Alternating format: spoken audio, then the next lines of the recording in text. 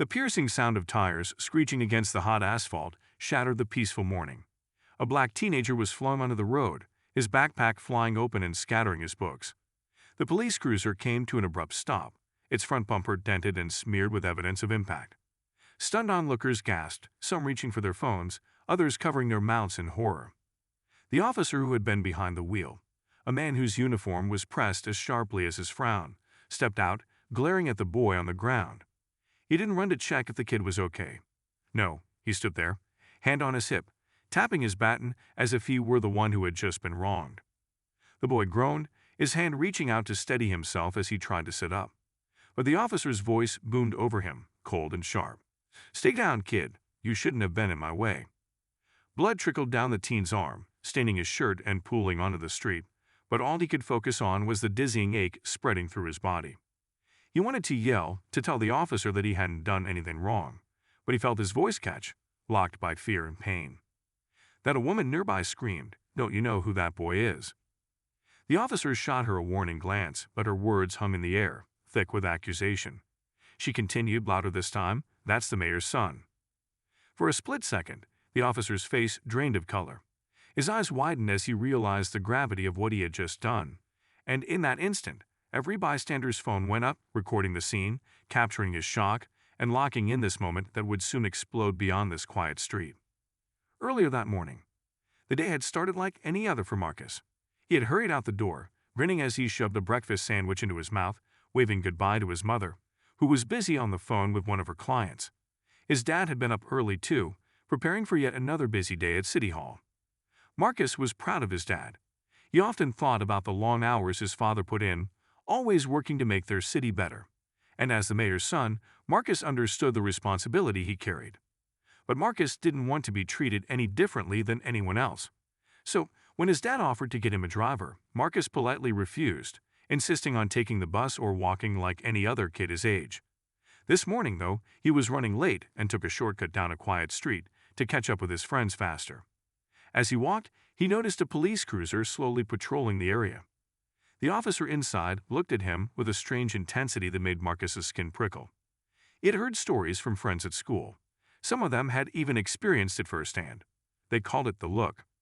A look that made you feel like you didn't belong, like you had to prove you were allowed to be in your own neighborhood. Marcus felt uneasy, but he kept walking, eyes straight ahead. He tried to ignore the car following him, creeping along slowly.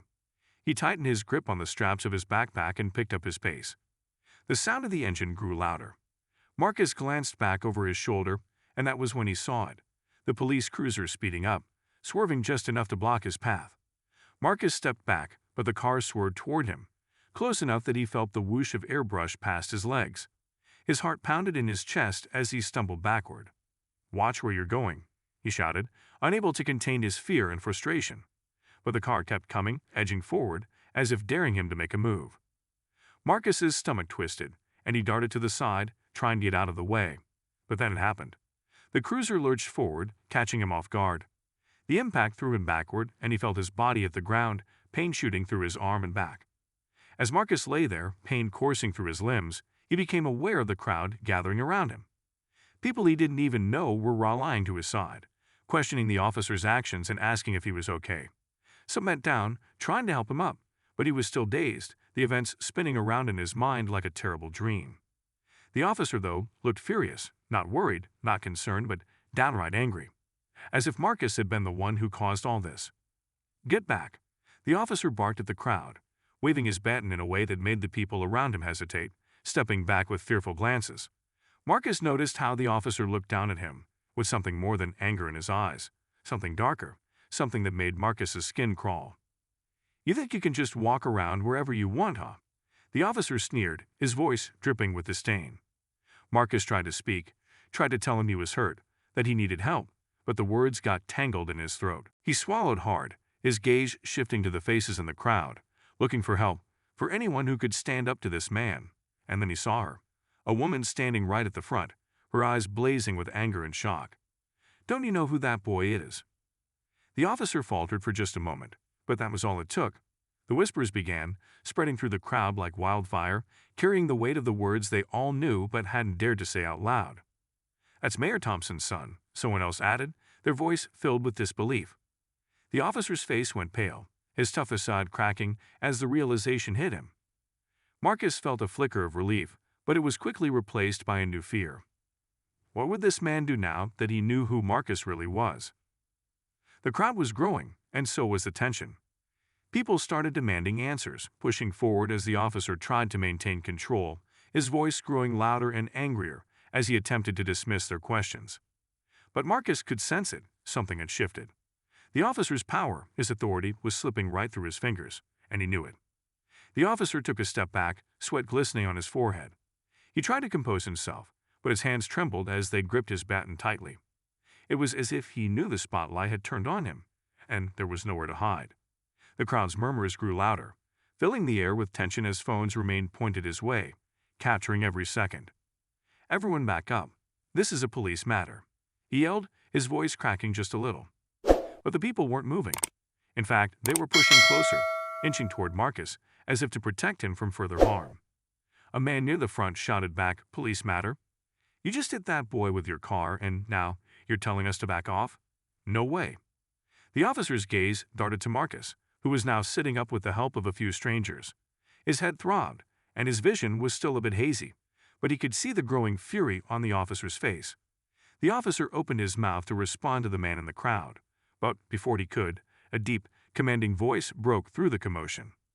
"That's enough," the voice said, firm and steady. All eyes turned to see Mayor Thompson himself, standing at the edge of the crowd. Dressed in a crisp suit, his presence alone quieted the noise as he stepped forward, his gaze fixed on the officer. He looked down at Marcus, his face a mix of shock and concern, but it was clear that the anger brewing inside him was about to erupt. The officer stiffened as he recognized who had arrived. "Mayor Thompson?" "Aye." But the mayor didn't give him a chance to explain. He knelt down beside his son, gently placing a hand on Marcus's shoulder. "Are you all right, son?" he asked, his voice soft but laced with worry. Marcus nodded weakly, his voice barely a whisper. "I'm okay, Dad, but he hit me. I was just walking." The mayor's jaw tightened, and he rose to his full height, his eyes flashing as he turned to face the officer. "Care to explain what happened here?" he asked, his tone ice cold. The officer stammered, his confidence from moments earlier evaporating. "Sir, I didn't know."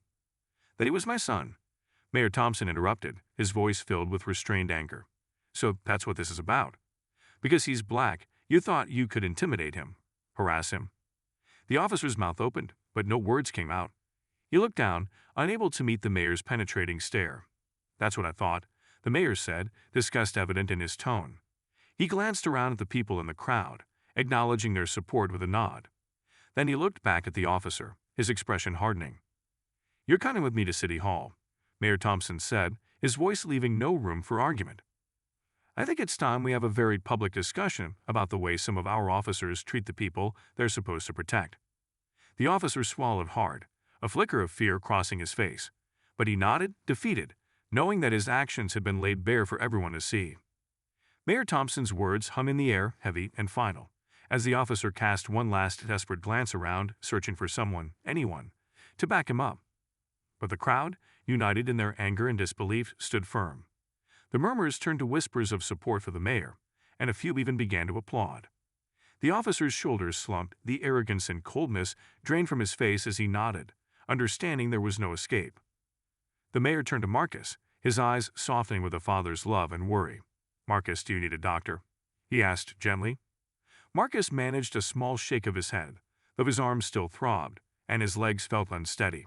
"I'll be okay, Dad," he whispered. "Just take him away."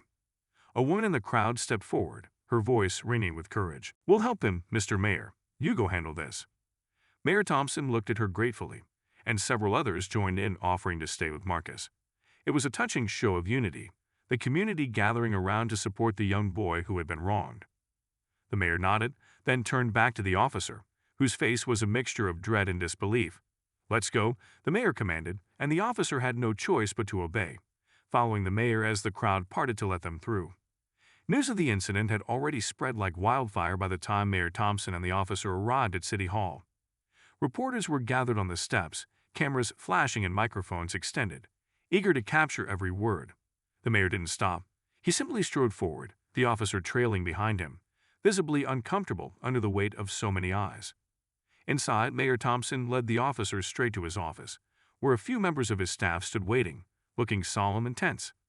He closed the door behind them, turning to face the officer with an expression so fierce it made the man's knees wobble. "Sit," the mayor ordered, and the officer reluctantly sank into a chair. The silence that followed was suffocating. The officer squirmed, his face pale, as he fumbled to find the right words. "Mayor Thompson, sir, I didn't know who he was," the officer stammered, his voice barely above a whisper. "That's exactly the problem, Officer Hendricks," the mayor replied coldly. "You didn't know who he was, but you knew he was black, and that was enough for you, wasn't it?" The officer's eyes dropped to his lap. He opened his mouth, then closed it, as if struggling to form a defense. The mayor leaned forward, his voice lowering to a dangerous tone. "Tell me, Officer Hendricks, do you think it's acceptable to treat any young boy that way? To intimidate, harass, and threaten someone just because they look different from you?" "No, sir, of course not," the officer mumbled, his voice trembling. It was a mistake." "A mistake." The mayor's voice rose slightly, incredulous. "A mistake is tripping over your own feet. A mistake is forgetting where you parked your car. This was a choice, a deliberate choice to abuse your power." There was a knock at the door, and the mayor's assistant stepped in, looking tense. "Sir, the press is waiting. They're asking for a statement about the incident." Mayor Thompson straightened, his gaze never leaving the officer. "This isn't over, Hendricks. But for now, you're suspended from duty, effective immediately." The officer's head jerked up in shock. "Sir, please, Don't make this worse," the mayor interrupted sharply. "You're going to face the consequence of your actions. I'll make sure of that." With that, he nodded to his assistant. "Send the press in. I'll address them now." Outside City Hall, Marcus sat on the steps of City Hall, still feeling the lingering ache from the collision, but surrounded by friends and neighbors who had come to support him. The story was quickly spreading throughout the city, igniting conversations and sparking debates about police conduct and accountability. But more than anything, people were rallying around Marcus and his family, united in their outrage and determination to see justice served. As the doors opened and Mayor Thompson stepped outside, a hush fell over the crowd. He looked weary but resolute, his gaze sweeping over the crowd of concerned citizens and eager reporters. "Thank you all for being here today," he began, his voice carrying a strength that quieted even the reporters, who had started their barrage of questions. "Today, my son was targeted and harmed in an act of unacceptable abuse of power. An officer of our police force, entrusted to protect our citizens, made the conscious decision to use his authority to harm an innocent young man because of the color of his skin. This is not only wrong, but it is also a betrayal of everything we stand for as a community." The crowd murmured in agreement, nodding and exchanging angry looks. "The officer involved has been suspended and will face a thorough investigation. Let me make this very clear. There is no place in this city for discrimination or abuse of power. And as long as I am mayor, I will do everything within my power to ensure that justice is served and that our city remains a safe place for everyone." A reporter raised her hand. "Mayor Thompson, will this incident lead to changes in police policy?" The mayor looked out over the crowd, his gaze determined. "This incident has revealed cracks in our system that must be addressed. Yes, we will be implementing changes. We will review every aspect of our police policies, ensuring that our officers are held accountable and that they uphold the values of this city."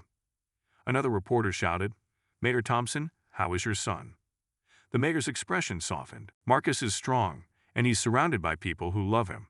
But he's shaken, as any child would be after such an ordeal. My focus is on supporting him and making sure no other young person ever has to go through what he did." As the mayor stepped down from the podium, the crowd broke into applause. People began chanting Marcus's name, their voices rising in unity. As the crowd's chants of "Marcus, Marcus" filled the air, the young boy sat quietly on the steps, looking around in awe at the sea of faces standing up for him. He felt his dad's hand on his shoulder, strong and reassuring, and a warmth blossomed in his chest despite the pain. But just as he was beginning to feel a glimmer of hope, a sharp, loud voice cut through the chants. "Mayor Thompson," called a man from the back of the crowd, pushing forward with a sneer. He wore a suit and carried himself with an air of authority. "Does this mean you're turning your back on the police force you once supported?" The crowd hushed, a tense silence falling over the scene. Mayor Thompson, undeterred, squared his shoulders and took a few steps forward to address the man directly. "I'm not turning my back on anyone," he replied, his voice steady. "But I will not stand by when one of our officers crosses the line, especially in a way that endangers a young life. Protecting this city means protecting all of its citizens, not just some." The man smirked, clearly unconvinced.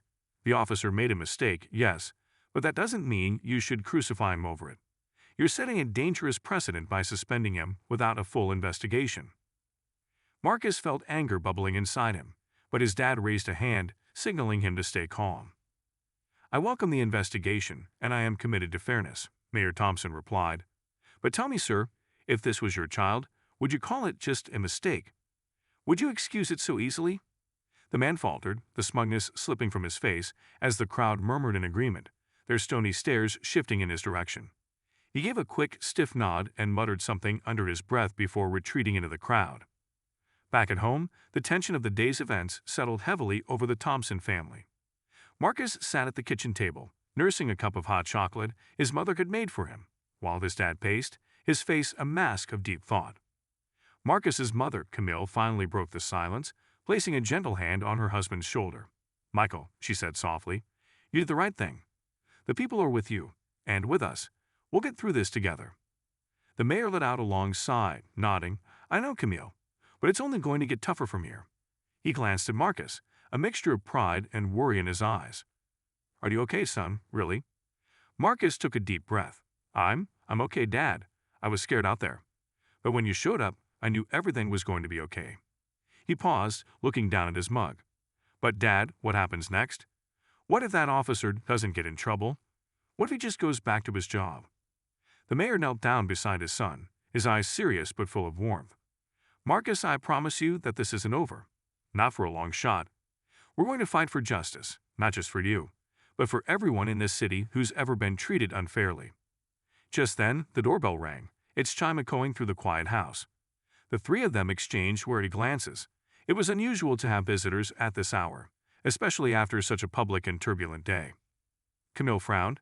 Who could that be? The mayor rose, his expression cautious, and made his way to the door. He opened it to find a young woman standing there, holding a folder clutched tightly to her chest. She looked familiar to Marcus.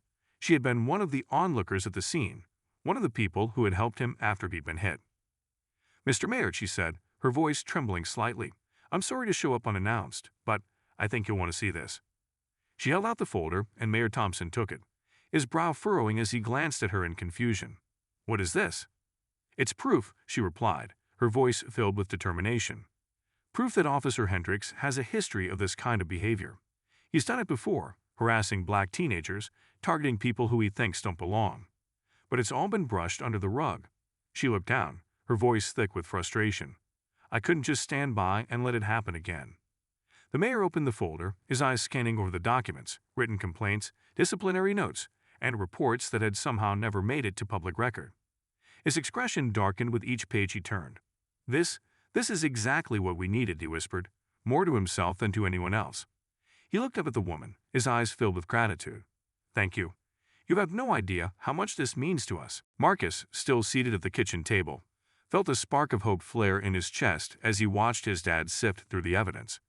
It was proof that the officer's behavior wasn't a one-time mistake, but a pattern that could no longer be ignored. The next day, armed with the new information, Mayor Thompson wasted no time. He brought the evidence to the city's Public Safety Committee, demanding a full investigation into Officer Hendricks and the cover-ups that had allowed him to stay on the force. The mayor's move sent shockwaves through the city, sparking fierce debates and drawing attention from media outlets nationwide. But the mayor wasn't alone. The people of the city, already angered by what had happened to Marcus, rallied behind him. Protests erupted outside City Hall, with signs that read "Justice for Marcus" and "End Police Brutality." People of all ages, races, and backgrounds gathered to make their voices heard, chanting for accountability and change. Inside the Public Safety Committee meeting, tempers flared. Some officials argued that the mayor's actions threatened to destabilize the entire police force, but the mayor stood firm, refusing to back down. He presented the evidence from the woman, calling for an immediate suspension and full investigation into not only Officer Hendricks, but also the supervisors who had allowed his conduct to go unchecked. As the meeting wore on, tensions reached a boiling point. The committee chairman, a man with close ties to the police department, argued that the investigation was unnecessary, that Officer Hendricks was a dedicated public servant with an exemplary record.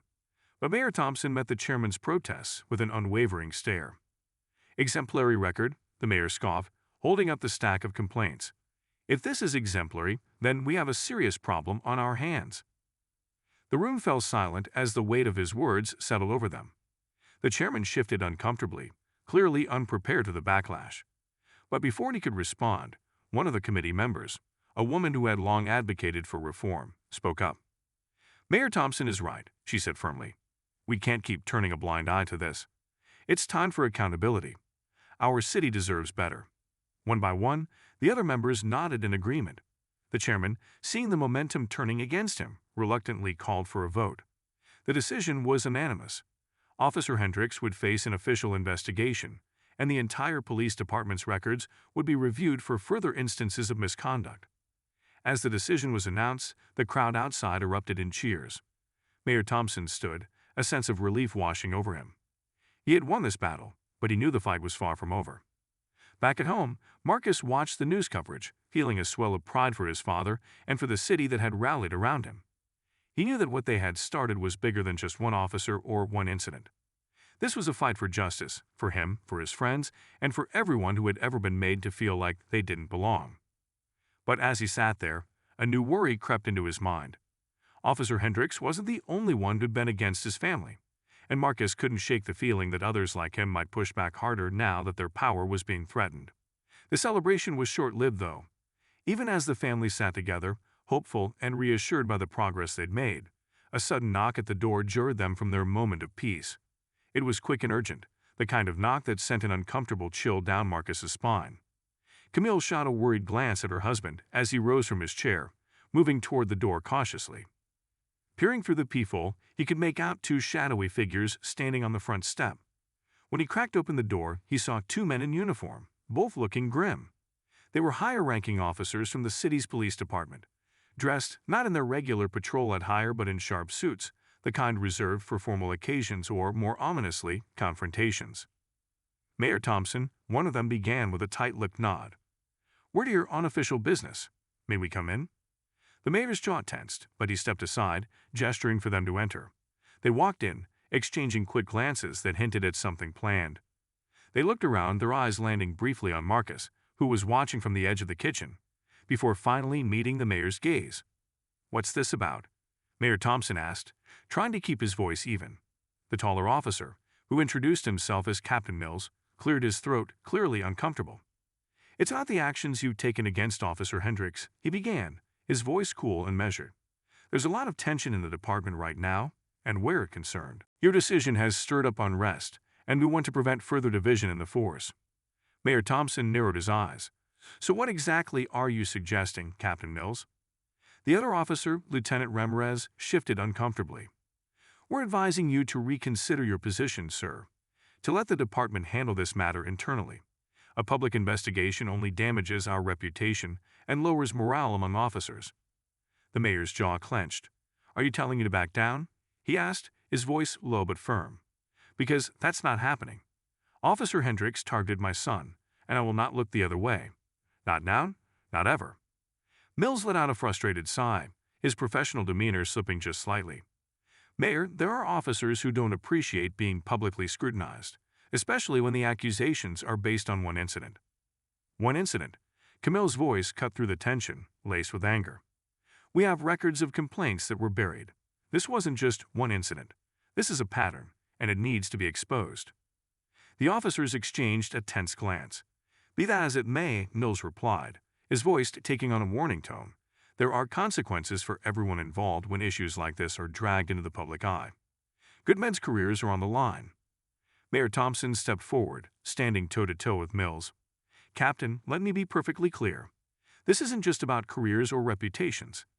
This is about justice, about making sure that no one abuses their power to hurt others.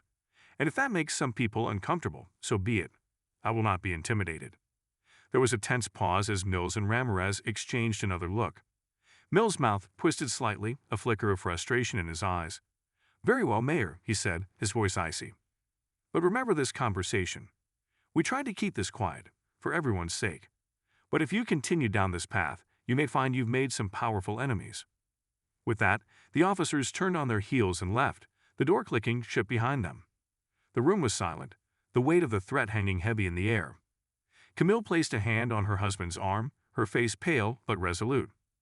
"What do you now?" she asked quietly, her voice barely a whisper. Mayor Thompson looked at her, then Marcus, who was watching him with wide, worried eyes. He took a deep breath, straightening his shoulders. "We keep going," he said, his voice steady. "They could try to scare us, but they can't stop the truth from coming out." Word of the officer's visit spread quickly. Rumors circulated that the mayor had been threatened by the police department, and the community rallied even harder around the Thompsons. Citizens organized gatherings, spoke at council meetings, and flooded the mayor's office with letters of support. There were signs and posters appearing around the city, each one a reminder of the fight that was underway. But as the support grew, so did the resistance. Marcus noticed subtle but strange things happening. Unmarked cars parked outside their home, lingering longer than usual. Phone calls that ended in silence whenever someone answered. And then, one evening, he found a chilling note in their mailbox. It was a piece of paper, roughly torn, with 3 words scrawled in red ink: "Back off, Mayor." He held the note in his hands, his heart pounding, feeling a cold wave of fear wash over him.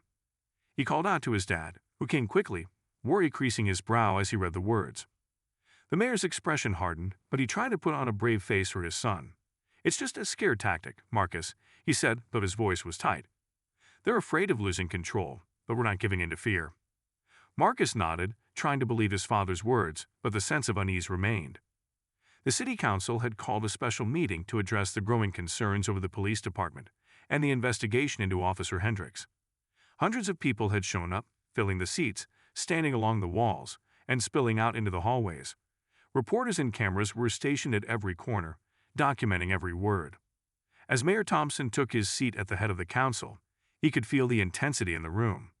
But before he could begin, Captain Mills and a group of officers entered the chamber, taking seats near the front, their faces stony and defiant.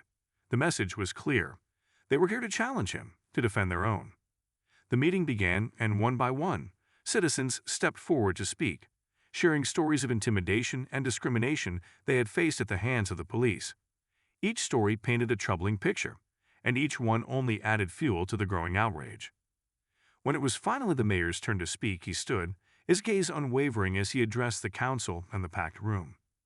"We have a responsibility to our citizens," he began, his voice strong. "Our city deserves a police force that respects every individual, that serves and protects without prejudice.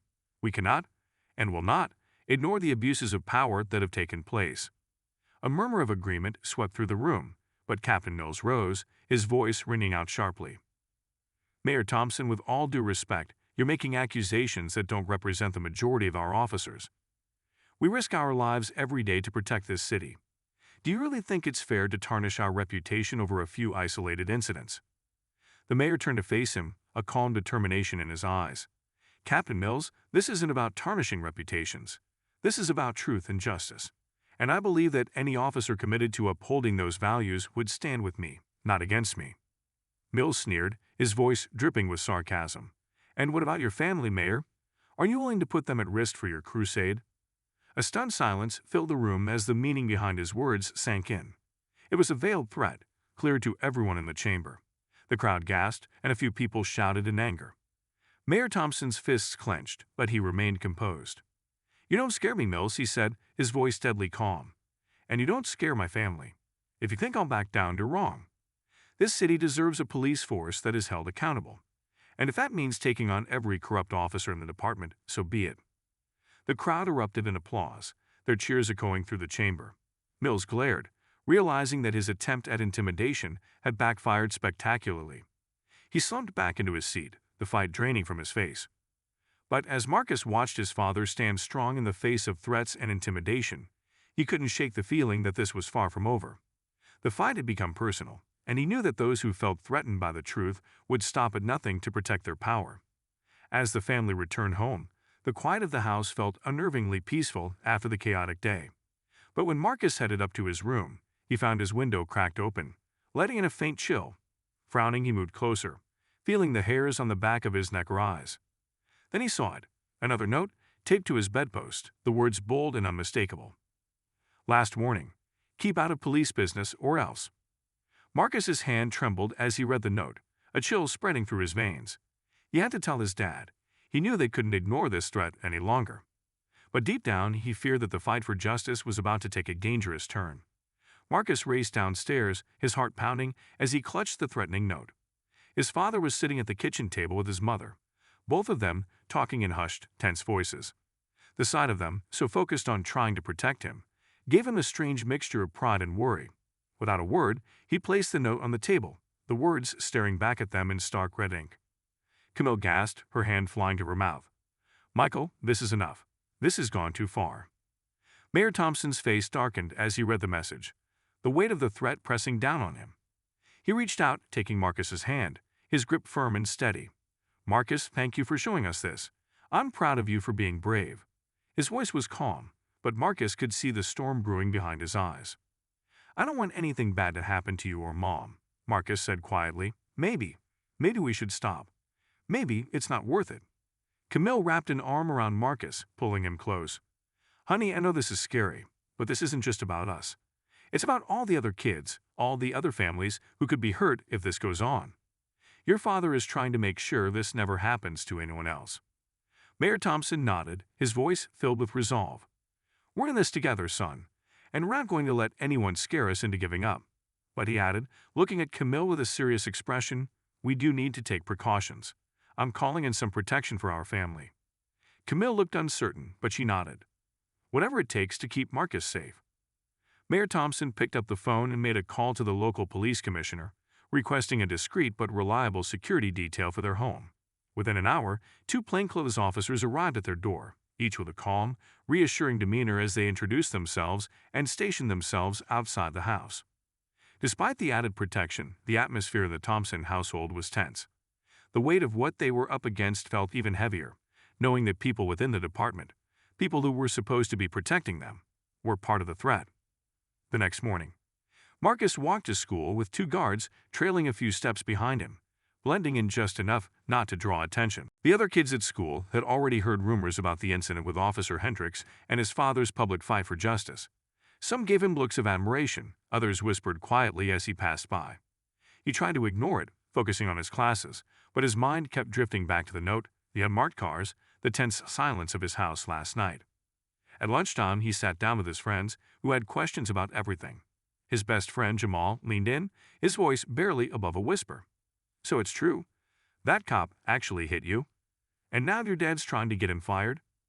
Marcus nodded, feeling the weight of it all again. "Yeah, he's doing everything he can, but the police are pushing back hard." Jamal's eyes widened. "Man, that's wild. You're like famous for something. But doesn't it freak you out? They could do anything, right?" "Yeah," Marcus admitted, glancing down at his lunch tray. "It's pretty scary.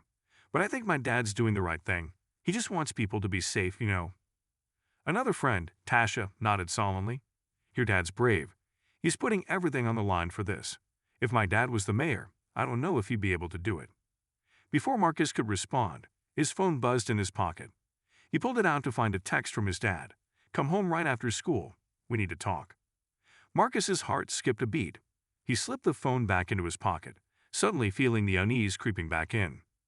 When Marcus arrived home, he found his father waiting for him in the living room, a serious look on his face. Camille was seated nearby, her hands clasped tightly in her lap. The room felt heavy, as though it held secrets Marcus wasn't sure he wanted to know. "Marcus," his father began, motioning for him to sit down, "I need to tell you something important. Something I wanted to keep from you until it was absolutely necessary." Marcus swallowed, nodding slowly as he took a seat. His father's tone was grave, his words carefully measured. "During today's city council session, I received a message from an anonymous source," Mayor Thompson said.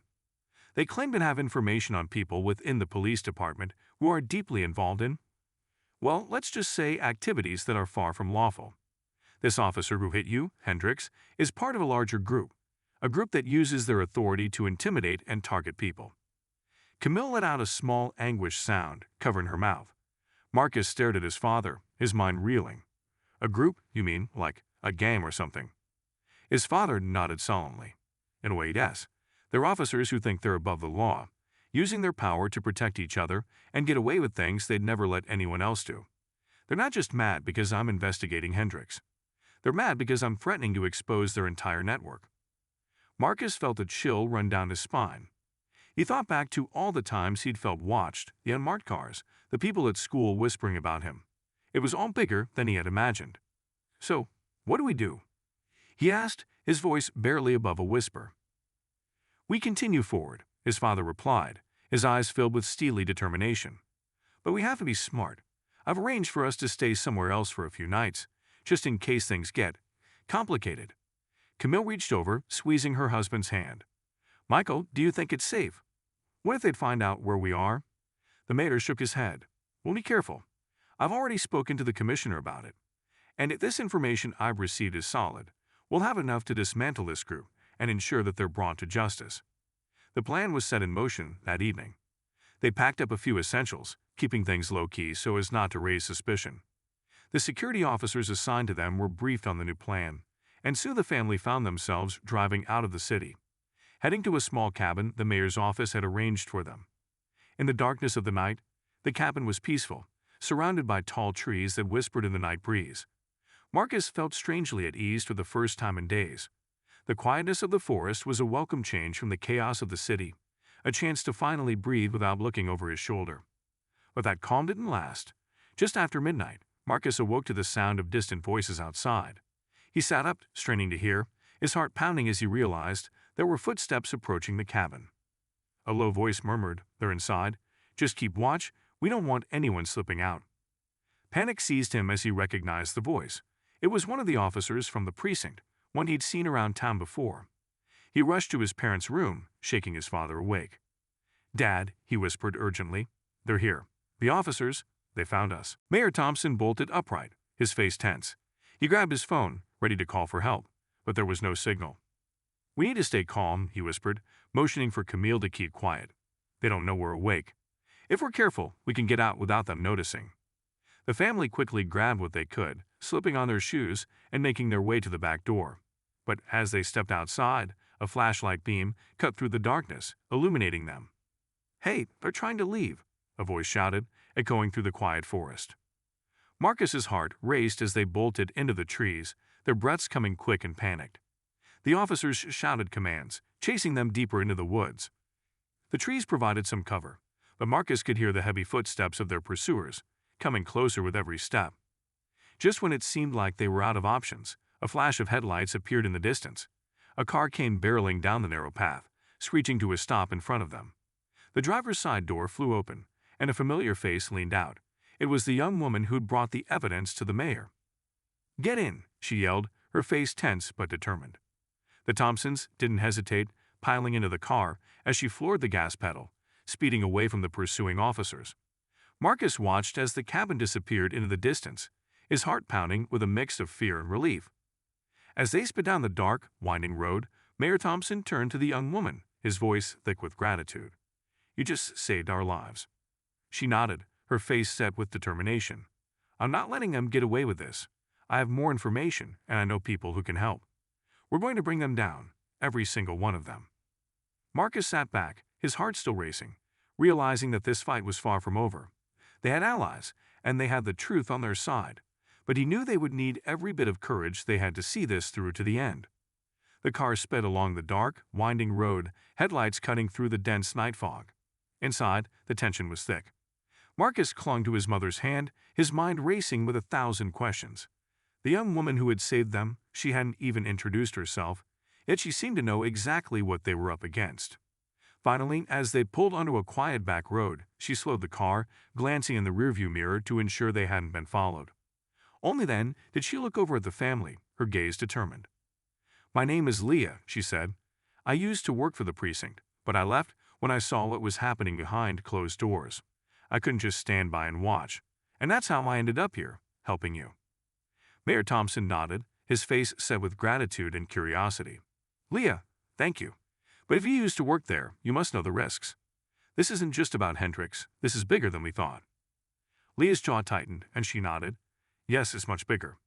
There's a whole network of officers and officials involved, a chain of command that reaches all the way to the top of the department. They've been covering for each other, manipulating evidence, and burning complaints for years. Hendricks is just one of them, but he's been part of their enforcement team, so to speak. That's why he went after Marcus. They send guys like him to silence anyone who gets in their way. Camille's eyes widened, horror dawning on her face. So, we're all targets now. Leah nodded solemnly. Yes, but you don't have to face this alone. I have evidence, not just on Hendricks, but on several others who have been operating behind the scenes. I've been collecting it since I left the precinct, hoping for a way to bring them all down. And now that you've taken a stand, I think we might finally have enough to do it. Marcus's father placed a hand on Leah's shoulder, his gratitude clear. Thank you, Leah. You're risking everything by helping us. How can we get this evidence to the right people? Who can we trust? Leah took a deep breath, her eyes flickering with hesitation. There's a federal investigator I know. He's been keeping an eye on the precinct, waiting for an opening, but he needs someone on the inside. I was never close enough to the higher-ups, so I couldn't get all the information he needed. But with what you know and what I have, we might be able to force their hand. The mayor looked at his family, then back at Leah, his face determined. Let's do it. I'll call this investigator, but we have to be cautious. If word gets out, they'll come after us harder than ever. They spent the night in a secluded safe house Leah had arranged, tucked far away from the city's main roads. As dawn broke, Marcus woke to the sound of voices in the small kitchen. He tiptoed down the hallway, where his father and Leah were discussing plans. We'll meet with the investigator at a nearby location, Leah was saying. We don't want him coming here. It's too risky. I've set up a time and place in the next town over. Mayor Thompson nodded. And you're certain we can trust him? Leah's face softened. He's one of the good ones. He's been trying to clean up corruption for years. He knows the risks and is more than willing to help us. But we have to move fast. Once this gets out, they'll come for us with everything they've got. The following evening, they'd arrived at a quiet cafe just outside the city, their nerves on edge as they waited. The investigator, a middle-aged man with a no-nonsense expression, arrived exactly on time, slipping into the seat across from Mayor Thompson and Leah. I'm Agent Daniels, he introduced himself, shaking hands with the mayor and casting a quick, reassuring glance at Marcus. I've been following this case from a distance, but I had no idea it would get this close to home for the mayor's family. I'm sorry you're caught in the middle of this. Mayor Thompson nodded. Thank you for meeting with us, Agent Daniels. We need to take action, but we're concerned about retaliation. We need to make sure we have enough to expose this network without endangering our family or the people who want to help us. Daniels leaned in, his voice low and serious. I've been gathering information for years, but the missing link was an inside source. Leah's evidence, combined with the reports from witnesses you've gathered, should be enough to issue indictments. But this has to be done with precision. These people are dangerous, and they don't hesitate to eliminate threats. Marcus felt a shiver run down his spine as he listened. He looked over at Leah, who gave him a small, encouraging smile. Don't worry, Marcus, she said softly. We're going to make sure they're stopped. Once we get this in motion, they won't be able to cover it up anymore. Agent Daniels spent the next hour detailing the plan. They would use encrypted communications to exchange evidence, setting up a controlled operation to expose the network. Daniels assured them that the FBI had the resources to protect the family once the investigation was in full swing. As they left the meeting, Marcus felt a mixture of relief and dread. They had a plan, and they had help, but he knew that they were still in danger. Back at the safe house, everyone settled down, trying to find some rest before the long road ahead. But Marcus lay awake, unable to shake the feeling that they were being watched. He got up quietly, moving to the window to peer out into the night. The forest was dark and silent, but something felt off. He squinted, straining to see past the trees, when suddenly he noticed a faint glint, a light reflecting off metal. His stomach dropped. There was someone out there, watching them.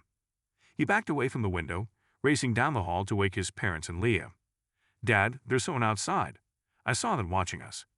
Everyone sprang into action, pulling on shoes and jackets. Mayor Thompson quickly dialed Agent Daniels, alerting him to the possible breach. Stay where you are, Daniels instructed, his voice tense. I'm sending a team to your location. They'll be there in minutes. But Marcus knew they didn't have minutes. The watchers outside had seen them, and he could already hear footsteps approaching the cabin. Leah glanced at him, reading the fear in his eyes. We need to get out of here, she whispered urgently. Now. They gathered only what they could carry, slipping out the back door into the thick forest.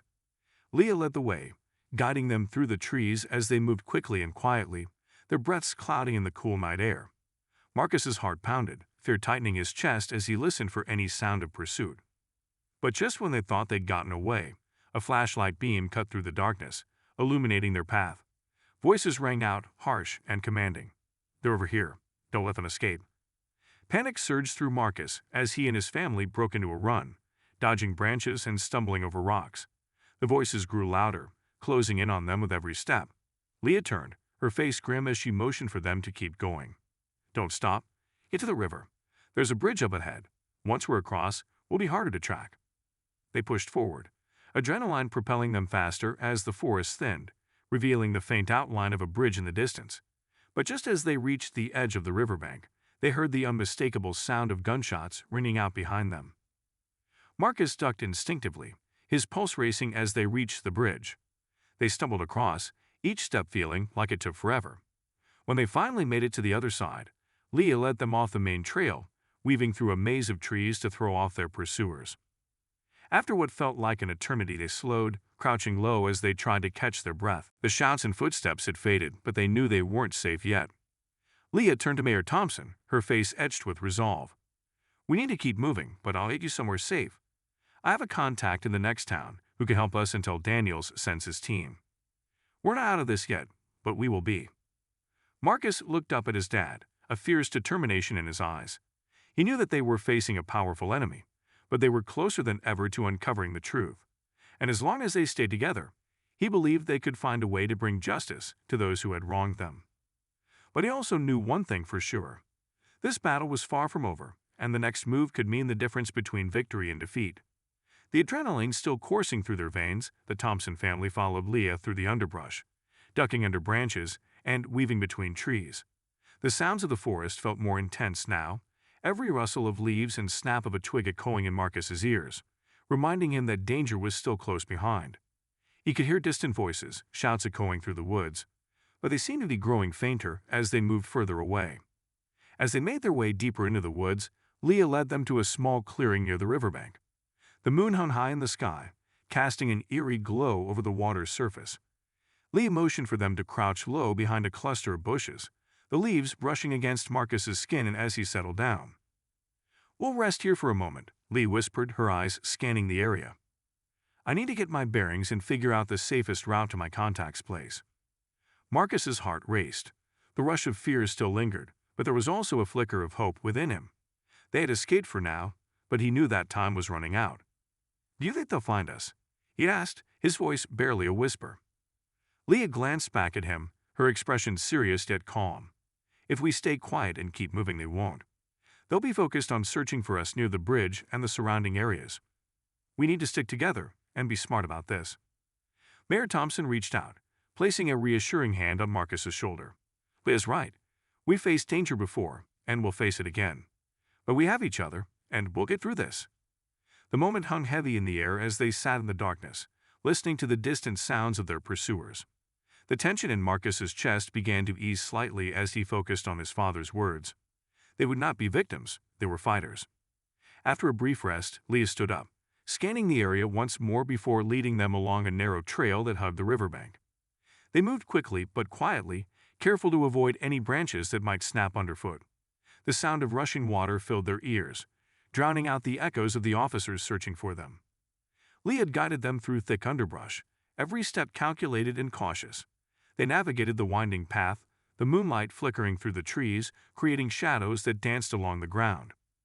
As they approached a secluded area, Leah motioned for them to stop. "We're close," she whispered, her voice low and urgent.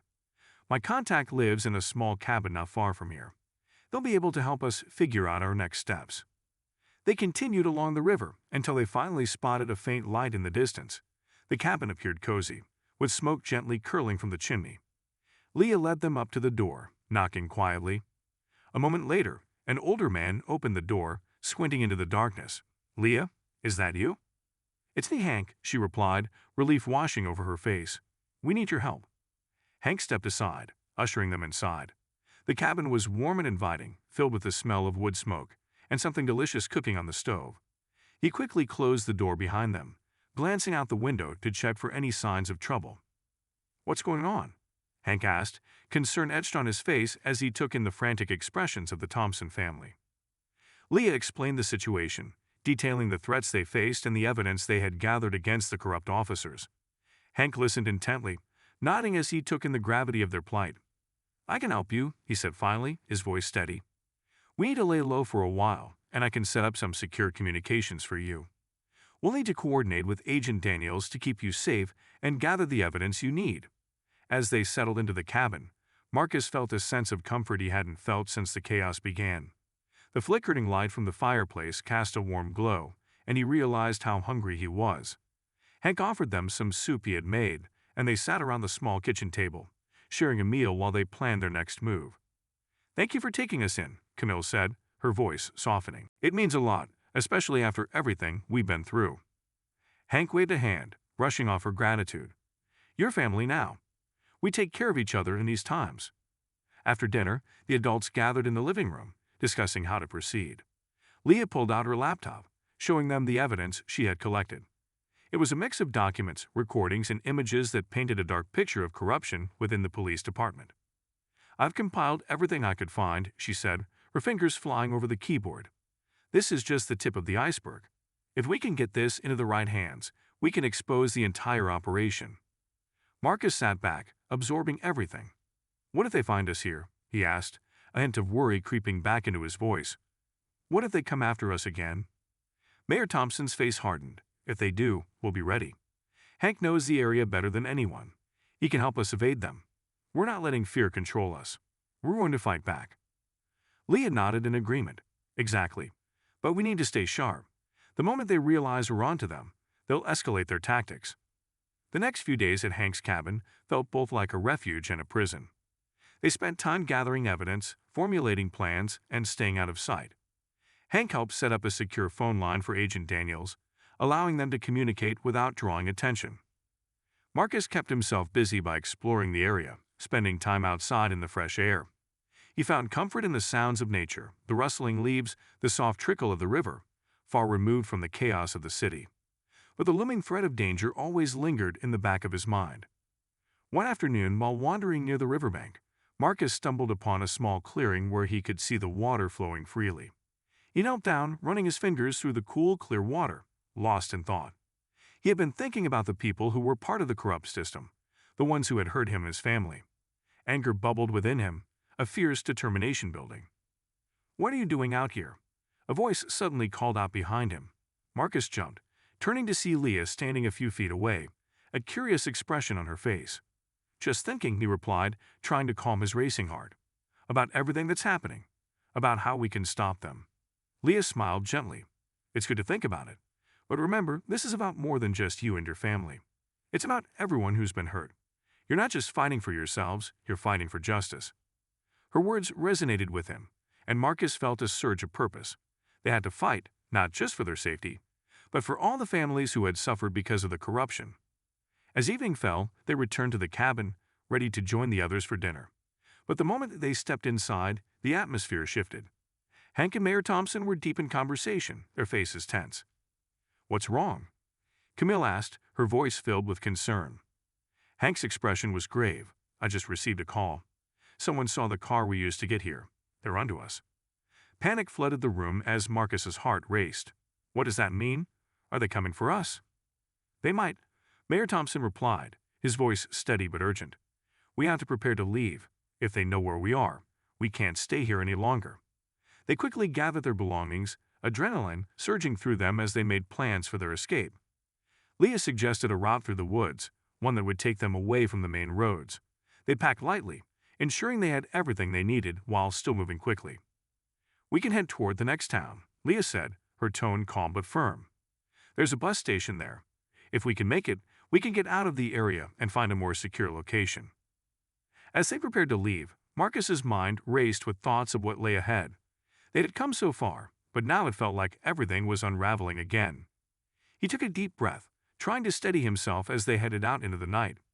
The forest was dark and dense, the only sounds being the crunch of leaves beneath their feet and the occasional rustle of an animal. They moved swiftly, Leah leading the way as they navigated through the shadows. But just as they reached the edge of the forest, the sound of a vehicle approaching made them freeze. The headlights cut through the darkness, illuminating the path ahead. "Get down," Lee hissed, and they all dropped to the ground, hearts racing as the car slowed nearby. A familiar voice echoed through the trees, one Marcus recognized instantly. It was Officer Hendricks. "Spread out. They can't be far," Hendricks shouted, his tone filled with anger and authority. "I know they're in the area. Keep looking." Panic surged within Marcus as they lay on the ground, hidden from view. He felt a mix of fear and determination, knowing they had to stay silent and still. As the officers began to spread out, searching the area, Marcus exchanged glances with his parents. They'd all understood that they had to act quickly. This was their chance to escape. "Now," Leah whispered urgently, and they began to crawl away from the light, moving as silently as they could into the thick underbrush. As they crept through the forest, the sound of footsteps echoed behind them. Marcus could hear Hendricks' voice growing more agitated, shouting orders to his fellow officers. "They're under somewhere. Find them. They can't have gone far." Marcus's heart raced. They had to keep moving. He led his family deeper into the trees, using the moonlight to guide them as they navigated the twists and turns of the forest. Suddenly, a loud crack split the night as a branch snapped nearby. They'd froze, adrenaline spiking. Hendricks and the other officers were close, and they knew that their window for escape was closing fast. "Over here," one of the officers shouted, and Marcus's stomach dropped as he realized they had been spotted. "Run," Lee shouted, her voice cutting through the night. They took off, weaving through the trees as fast as they could, branches whipping against their faces. The sounds of pursuit grew louder behind them, and Marcus pushed himself harder, determined to stay ahead. He could feel the fear driving him, propelling him forward as they dashed through the underbrush. But as they raced on, the forest opened up, revealing a clearing ahead. Marcus could see the glow of the street lights from the nearby town. It was their only hope. "Keep going," his father yelled, and they burst into the clearing, sprinting toward the lights. But just as they reached the edge of the clearing, a pair of headlights appeared from the road, illuminating the path ahead. The car screeched to a halt, and Marcus's heart sank as he recognized the vehicle. It was one of the police cars. "We can't stop now," Lee urged, her voice filled with urgency. "We have to keep moving." But just as they turned to retreat back into the woods, a figure emerged from the trees, a tall silhouette, blocking their path. It was Officer Hendricks, a smug grin spreading across his face as he stepped forward, flanked by two other officers. "Going somewhere, Thompson?" he taunted, his voice dripping with malice. Marcus felt a cold wave of fear wash over him as he realized they were cornered. They had nowhere to go, and the realization sank in like a stone in his stomach. Hendricks took a step closer, his eyes gleaming with menace. "You thought you could run. This ends here." With that, he signaled to the other officers, and they advanced, closing in on the Thompson family. Marcus's heart raced as he glanced around, searching for an escape. But as Hendricks reached for his radio, everything hung in the balance. What would happen next? Would they be captured? Or could they find a way to fight back? In that moment, everything felt uncertain, and Marcus knew that their fight was far from over. He could almost hear the ticking clock, counting down the seconds until they would have to make their move. As Officer Hendricks stepped closer, Marcus felt the weight of the moment pressing down on him. The realization that they were trapped sent a chill through him, but he knew that they couldn't give up. Not now, not ever. "Let's think this through, Hendricks," Leah said, her voice steady despite the tension. "You don't want to escalate this further." Hendricks chuckled darkly, his expression mocking. "Escalate? You're the one who has been running. The way I see it, you've already made this personal, and now you'll face the consequences." Marcus exchanged a frantic look with his father, who clenched his fists at his sides. Mayor Thompson's jaw tightened, the resolve in his eyes unmistakable. "You don't have to do this, Hendricks. This isn't just about us anymore. You're messing with things far bigger than you realize." Hendricks scoffed, waving his hand dismissively. "Please, you think your father's position can protect you? I know everything about you, Thompson. You're just a kid with big ideas in a family that thinks they're above the law." Enough of this, one of the other officers chimed in, stepping forward. "Just put your hands up, and let's end this without anyone getting hurt." Marcus's heart raced as he realized they had to act fast. "We can't let them take us," he thought, the panic bubbling inside him. He remembered the escape route Leah had mentioned. There had to be a way out, even if it meant risking everything. Leah's eyes darted to the left, where the trees began to thicken again, creating a natural cover. She took a deep breath, and with a sudden burst of courage, she shouted, "Now!" Without hesitation, Leah bolted to the left, and Marcus instinctively followed her lead. They darted toward the trees, the police officers taken by surprise as they scrambled to react. "Stop them!" Hendricks yelled, but it was too late. The Thompson family was already in motion, racing through the underbrush as fast as they could. The sounds of pursuit echoed behind them, shouts and heavy footsteps crashing through the forest. Marcus could feel the adrenaline surging through his veins, propelling him forward even as his legs burned from exertion. The branches whipped against him as they pushed deeper into the woods, the darkness wrapping around them like a shroud. "We need to find somewhere to hide," Lee urged, glancing over her shoulder. "They'll be right on our tails." Marcus's heart raced as they sprinted through the trees, desperately searching for any place to take refuge. He spotted a large bush nearby, thick and sprawling. "Over there," he called out, leading them toward it. They huddled behind the bush, trying to catch their breath. The sounds of their pursuers grew closer, the officers' voices loud and frantic as they searched for any sign of them. "We can't stay here forever," Kendall whispered, her face pale with fear. "What if they find us?" "We need a plan," Mayor Thompson replied, his voice low and focused. "If we can create a distraction, we might be able to escape." Just as they were brainstorming ideas, Marcus remembered something. "The river. If we can get to the other side, we might lose them." Leah nodded, her eyes brightening with determination. "That's it. If we can make it to the river, we can follow it downstream. They won't be able to track us as easily." But time was running out. The officers were closing in, their flashlights sweeping through the trees. "We have to go now," Lee urged, glancing back toward the direction of the voices. "Follow me." They moved quickly, slipping out from behind the bush and making their way toward the sound of the river. The darkness felt suffocating, but the urgency of their situation pushed them forward. As they reached the riverbank, Marcus could see the water flowing swiftly in the moonlight. The sound of rushing water drowned out their footsteps as they moved along the edge. "Which way?"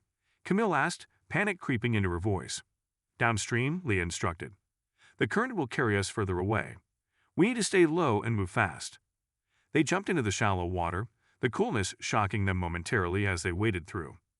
Marcus's heart raced as he felt the current tugging at his legs, but he fought against it, focused on keeping up with Leah.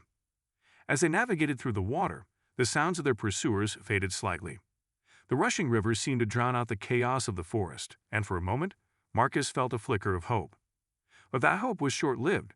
Suddenly, a flash of light illuminated the riverbank behind them, and Marcus turned to see a flashlight beam cutting through the trees.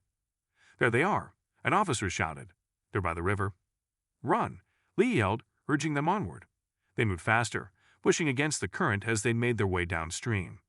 The shouts of the officers grew louder again, echoing through the night. The water splashed around them as they hurried, adrenaline coursing through Marcus's veins. He could hear the officers scrambling on the bank, their voices filled with urgency and frustration. As they continued to run, Marcus's heart raced with a mix of fear and determination. They couldn't let themselves be caught, not now. "Keep going.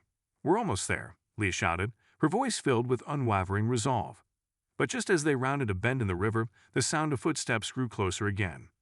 Marcus glanced over his shoulder, his heart dropping as he saw the silhouettes of the officers emerging from the trees, their flashlights sweeping the area. "Quick, behind those rocks." Lee pointed toward a cluster of boulders near the bank. They dug behind them, panting heavily as they crouched down, hearts pounding in their chests. The officers reached the riverbank, their voices loud as they scored the area. "They must have gone downstream," one of them suggested, his voice tinged with frustration. Marcus held his breath, fear tightening his chest as he listened to their footsteps draw closer. They were just a few feet away, and it felt as if time had frozen. "Keep looking. They can't have gotten far," Hendricks barked, his voice filled with anger. As they crouched behind the rocks, Marcus felt a sense of urgency wash over him. He could not let fear consume him. They had to stay focused. "We can't stay here forever," he whispered to Leah, glancing toward his parents. "What if they find us?" Leah nodded, her eyes wide with determination. "We need to wait for them to move away. If we can get to the other side of the river, we might find a way out of here."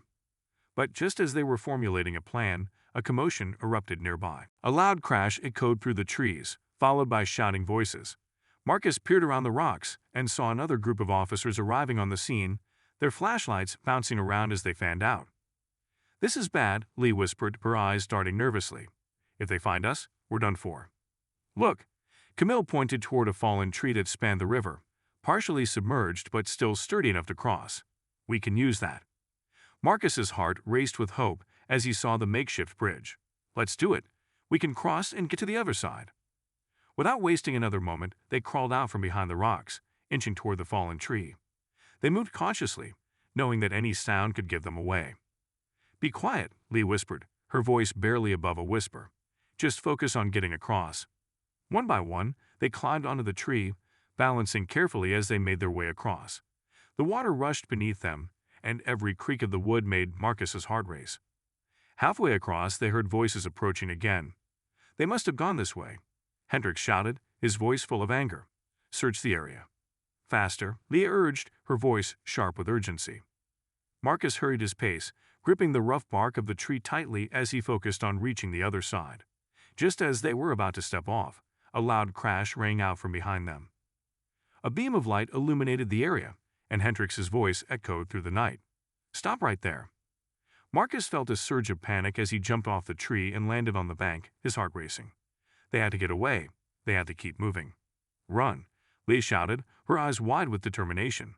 They dashed away from the riverbank, heading toward the cover of the trees. They didn't stop running until they reached a dense thicket, ducking low to avoid detection. As they caught their breath, Marcus could hear the officers shouting behind them, their voices growing more frantic. This way, Hendricks yelled. They can't have gone far. Spread out and search the area. Marcus felt his heart pounding in his chest as they huddled together, fear coursing through them. They could hear the sounds of footsteps drawing nearer, and Marcus knew they had to make one final stand. We need to fight back, he whispered to Leah, a surge of adrenaline coursing through him. We can't let them take us. Leah nodded, determination flashing in her eyes. If we can get the evidence to prove their corruption, we can expose them. We just had to get back to town. But as they prepared to move, a loud crash erupted nearby. They froze, realizing that the officers were closing in on them. Split up, Lee shouted suddenly. It'll confuse them. Marcus's mind raced as they quickly made the decision. They had to split up, each taking a different direction to buy time for the others. As they darted away in different directions, Marcus could hear Hendricks yelling for them to stop. But they couldn't stop now. They had come too far. They were almost free, but the danger was far from over. The night was dark, but Marcus felt a flicker of hope igniting within him. They had come together as a family to fight against the darkness, and they wouldn't give up without a fight. What would happen next? Would they escape? Would they expose the truth behind the racism and corruption? The answers hung in the air, and the tension was palpable. As Marcus dashed deeper into the woods, he could only hope that this wasn't the end but rather the beginning of a fight that would change everything. Marcus dashed deeper into the woods, heart racing as the sounds of pursuit faded slightly behind him. He could feel the cool night air pressing against his skin, the scent of pine filling his lungs, but his mind was racing faster than his legs, desperate for a way to end this nightmare. In the quiet chaos of his mind, an idea began to take root. They had seen and heard too much to let it go unchallenged. They needed proof, something that could expose Officer Hendricks and the corrupt practices lurking beneath the surface of their town. Marcus quickly found a large, gnarled tree with a hollow trunk that could serve as temporary cover. He crouched down inside, taking a moment to collect his thoughts and catch his breath. His phone. He had his phone with him. If it still had battery life, he could record a video of what they had witnessed tonight. But would he have the chance to use it? Suddenly, the sound of voices broke through the quiet, causing his heart to race again. We need to fan out and find them. They can't have gone far. Hendricks shouted, his voice filled with anger. Marcus knew he couldn't do this alone. He needed Leah, Camille, and his father. He pulled out his phone and quickly texted Leah. Meet at the old barn. I have a plan. He hoped she would receive it in time. As he waited in the hollow trunk, he felt the minutes stretching out like hours. The voices drew closer, and fear gripped him. But just when he thought he might have to make a run for it, a figure appeared, sliding silently into view. It was Leah. Her face was marked with determination, and relief washed over Marcus at the sight of her. I got your message, she whispered urgently, glancing back to ensure they weren't being followed. Camille and your dad are hiding near the barn.